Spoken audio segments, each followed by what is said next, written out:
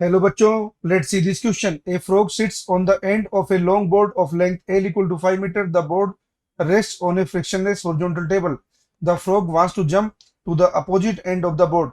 What is the minimum takeoff speed in meter per second that is relative to ground that allows the frog to do the trick? The board and the frog have equal masses. Let's see the solution. ये मान लीजिए हमारा क्या है कि board है जिसकी length यहाँ पे एल है जो आपको 5 मीटर दे रखी है, और एक फ्रॉग, इसका मास भी एम है, फ्रॉग का मास भी एम है।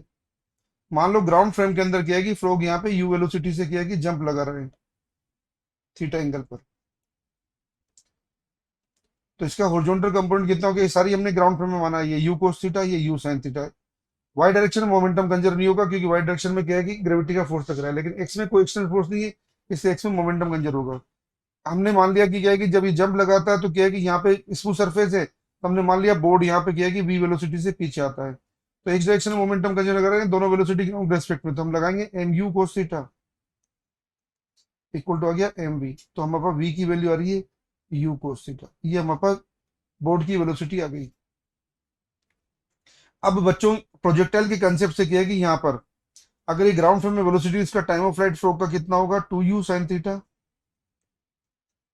अपॉन जी। तो रिलेटिव टू द क्या है कि बोर्ड अगर बता रहे हैं तो यहाँ पे क्या है कि यू कोस थीटा, ये यू कोस थीटा, ये कितनी हो जाएगी? 2u cos theta. ये है velocity of frog related to board in x direction.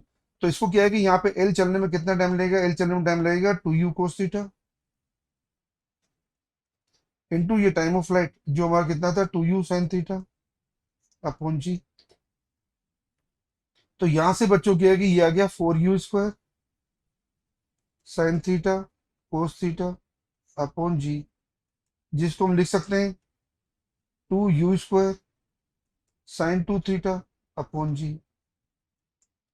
अब बच्चों यहाँ पे क्या है कि यू स्क्वायर की वैल्यू हमें पास आएगी g l upon 2 sine 2 theta.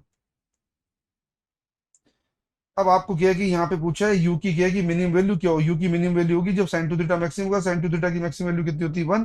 जब थीटा कितना होगा? 45 डिग्री। तो यू की मिनिमम वैल्यू आएगी यहाँ पर